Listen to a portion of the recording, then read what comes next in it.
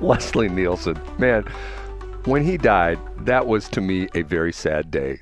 God, was he so good. It was a gut punch. And you know, the interesting thing about it is before he took on the crazy roles in Airplane and Police Squad and stuff like that, he was a very serious accident. Do you ever see the original Poseidon Adventure movie? No, I've never seen that. I'm familiar with the I know the story, but he was in that as a serious actor? He was the captain of the ship. He was the captain of the Poseidon.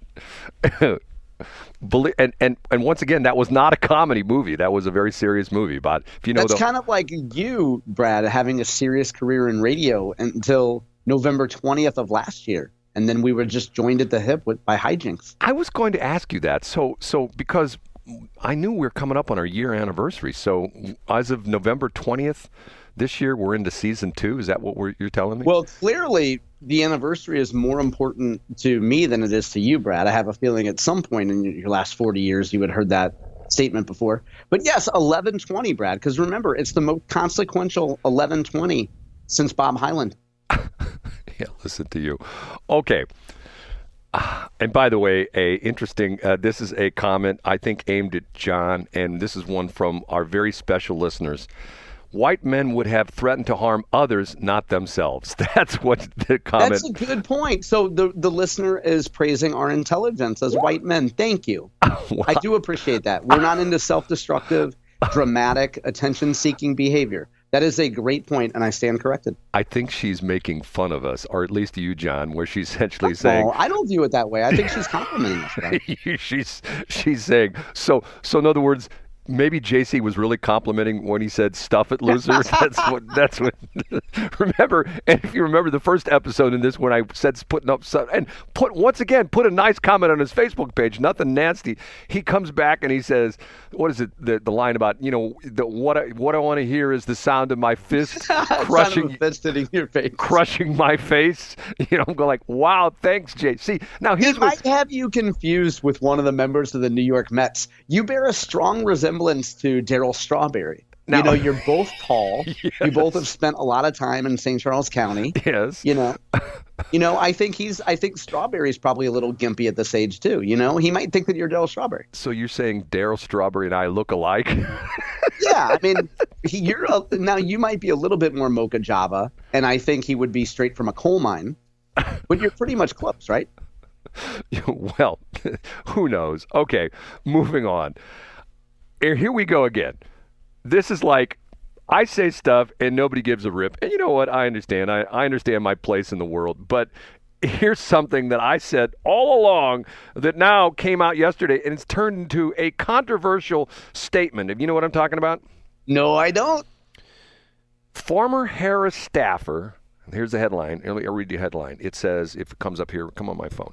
Former Harris staffer calls on Biden to resign, install Harris as first female president. I said this a long time ago.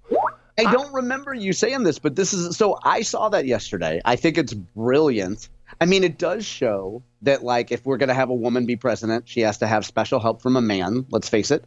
But, Brad, I don't remember you saying this. I've said it for a long time. I've said it and matter of fact, here, let me read you the first paragraph. Former communications director for Vice President Kamala Harris, Jamal Simmons, surprised the CNN panel Sunday by suggesting President Biden step down to allow Harris to serve as the first female president.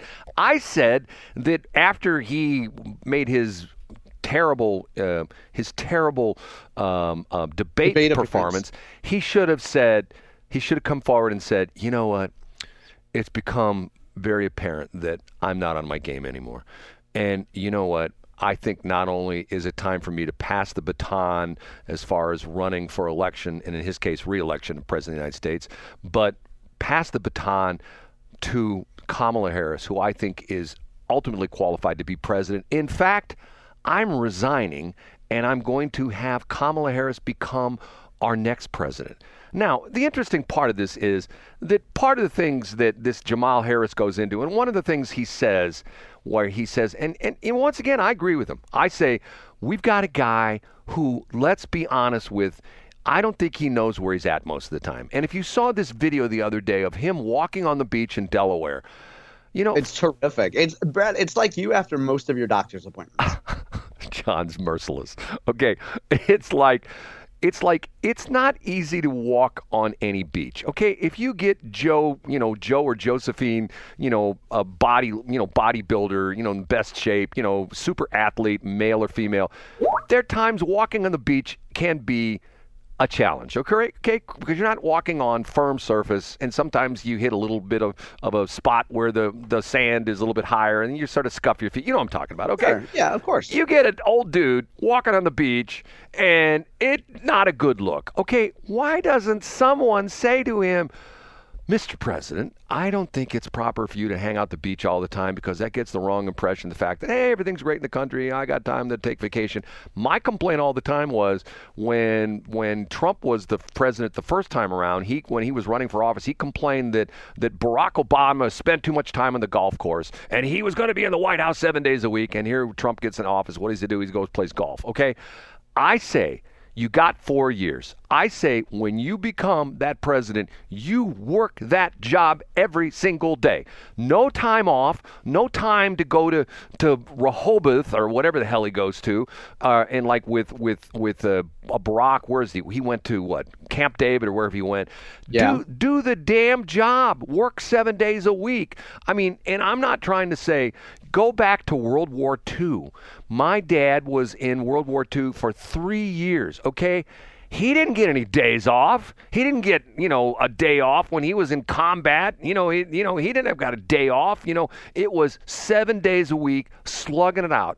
Ask anybody who's been in the military and be in combat. You don't say, we're going to put up a good fight on Friday, but when it's midnight, we got the weekend off and no mortars. And it was mortars. passed down to you because you consistently, even today, you show up to work an hour early, Brad. Well, but once again, if you got, and see, the crazy thing about it is what I don't understand with Biden, you have the most prestigious address on the planet. What is it, 1600 Pennsylvania Avenue or something That's like it, that? yep. Okay, why would you hang out at some half butthead beach in Delaware, and I know my friends who are like into, you don't understand, Rehoboth Beach is this really elite place. You know what? I don't care. You know where I like to go? I like to drive up to North County. I like to drive through Kinloch.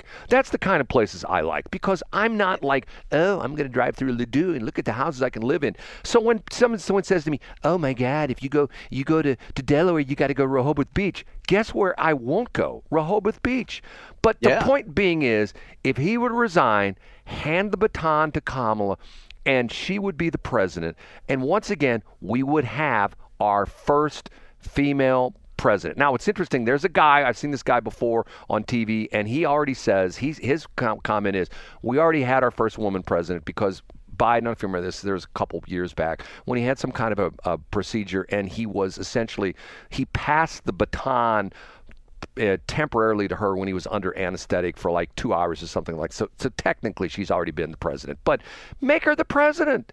And once again, give her the powers, the whole bit, and to the point where, and I think what happens at that point, instead of being this, we've never had a woman president, at that point would say, okay, we never had a black president until Obama. We did that. It's done.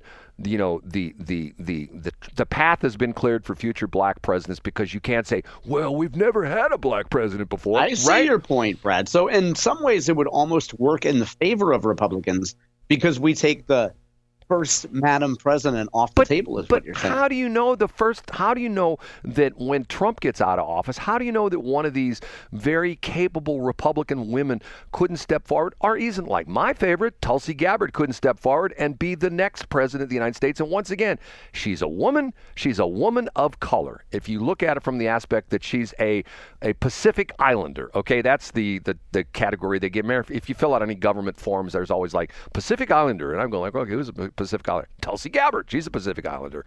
So I don't get it, but yet Biden won't do that because of the fact that his ego won't allow him to do that. His ego won't allow him to do that. But the funny part of this is they go through the article. This article talks about, and this Jamal Harris, one of the things he says that what this would be great for, it would screw up the Republicans because they would have to change all their stuff where it was, Trump 45 and 47. He wouldn't be 40. He wouldn't be 47 anymore. He'd be 48. So I'm going like, okay, that's a real good reason to F with Trump, that you're going to say, hey, you're not 47. You're not 47 yet. You're not 47. You're 48.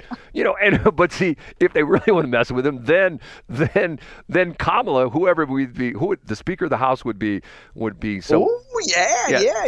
She Mike Johnson, right? She would become the president, and then he would become the vice president, and then she could resign, and he could become. So, and then they go, hey, we're going to screw with you even more, Trump, because you're not going to be number 47 or 48. You're going to be number 49. And then somebody else, and then Mike Johnson could resign, and then he could say, we want to make Trump the 50th president of the United States, and he could hand the baton to, I don't know, Nancy Pelosi, and we could have the first. Has there ever been an Italian-American president? No. Hey, I don't know. She'd be the first Italian. We'd have an Italian-American female president of the United States. What could be better than that? And the answer to that is nothing. I don't get it. And to the point where I see it's, don't you think that Biden would go out on a huge high if he did this? People go like, oh my God, the guy stepped aside to essentially make the dreams come true of Kamala Harris and women all over the country. The first black woman, the first Indian woman. She's the first woman to be president of the United States. Don't you think that he would go down in history because of that? That's true. I mean, it would be kind of probably a little bit condescending to give the first woman president a whopping 8 weeks. Well, I would like to see up at the podium when Trump is inaugurated, though, Kamala Harris having to stand there. She would have to stand there while Trump took the oath of office, right, Brad? But that's the other thing. Also, the article talks about this would lessen the impact upon her because she's going to have to preside on, as she's president of the Senate, she's going to have to preside in the fact that she's going to essentially swear or essentially codify the votes for Trump, because of the fact that on the January 6th thing. And this would make it so much easier for her. She wouldn't have to do that because she would be the president. Okay. So, but here's the easy way. You talked about how you think that it would be a face-saving thing for Biden not to do it. Okay, here's what Biden needs to do. He needs to pull the Red Fox move. You know who Red Fox was? Oh, yeah. Oh, he needs to say that he's having the big one. Right. Sanford. Oh my God. Oh, my God, it's the big one. I'm in the big one. I'm in the big one. And then people run in, they go, oh, my God, Mr. President. And they put the paddles on, and he looks at him. He says, I'm just faking it. Just make it look like you're bringing me back to life. Oh, I'm having a heart attack. I'm having a heart attack. Bring in Kamala. We're gonna put her hand in the Bible right now. We're going to swear her in. I'm having the big one. Yeah. Hey, I looked it up on Wikipedia. You were right about Tulsi Gabbard. She actually is a Pacific Islander. I know that, yes. And which, it makes sense because she once told me to make a map of Hawaii on her lower back. Yeah, right. And you know what else? I think she's also a Buddhist as well, too. She's not a Christian. See, I see that woman. First off, she's easy on the eyes. If you've ever heard her speak, she's an incredible orator. She's sharp as a tack. I believe she's now up to a lieutenant colonel or a full bird colonel in the Army. That's the whole package as far as I'm concerned. You know what I mean? And once again, she was a Democrat. She got disenchanted with the Democrat. She's come across to the Republican Party, and people go, well, she's a turncoat. Guess what? Ronald Reagan used to be a Democrat. Guess what? Donald Trump used to be a Democrat. Some of our best presidents have gone essentially say, I'm done with the Democrat stuff. I'm moved over to the other side. I'm going to become a Republican. Whitey Herzog used to manage the Kansas City Royals. Right. I mean, people can trade teams. By the way, your praise for her here in episode 236 will end up in her temporary restraining order against her. And Dave will be played before the judge. And I don't know when she says, boy, this guy called me sharp as a tack. Well, here, let me give you one other aspect of it and give you other parallel. Dave Thomas, of Wendy's fame? Oh, yeah. Do you know he used to own Kentucky Fried Chicken franchises? I did not know that. Yeah. Wow. Yeah, he was a good friend of Harlan Sanders, and he sold all his Kentucky Fried Chicken franchises to start his new thing called Wendy's Hamburgers. So, see, there is life on the other side. You know what I'm saying?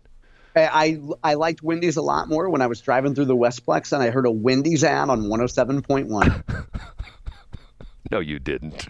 I literally did. It was right before a Menards ad. And I was like, wow, Brad's moving up in the world. When am I going to go to the mailbox and find my shareholder dividend? When I get one, that's when I'm able. If you were unaware of the Wendy's ad on your own station, Brad, that's great. And in that case, I'm going to just start signal jacking you, okay, like on know Max Headroom at WGN, and run my own ads on your station, Brad. I'm sorry, that you're right. That's a national ad because we're running some national ads right now because we've got a new national deal, and that's just a network deal. But yeah, I don't know what all the ads because I used to be able to tell you which ads were on the station, which weren't. So you're exactly right. There is some Wendy ads on the station. So John, let me put it to this way. And today was a perfect example. You got to get up pretty early in the morning to sneak one past John Combest. Even when I wake up an hour early and go on the air, try to go on the air with John at 6 instead of 7. John is on top of it. I mean, he could have said, Brad, I'll talk to you at 4:55 tomorrow morning, okay? I'll be up and I'll be cooking cinnamon rolls and hipster avocado toast, and I'll talk to you then. But will you have zucchini and what's the other thing? Zucchini and what? And eggplant. Yeah, right on my plate. The likelihood of me getting snipped is 0.0, so I don't expect you on my doorstep soon. Thanks for checking out the Brad and John Show podcast. This segment of the show is brought to you by John Combest's book, Stalking, Harassment, Internet Trolling, A Guide to Recovering and Rebuilding After Online Attacks. It's a great reference if you've ever been the unfortunate target of a social media attack. It's available on Amazon. Just search John Combest. That's Combest, John Combest, and the book will show up in your search results. Now it's time for another segment of the Brad and John Show. Can you handle it?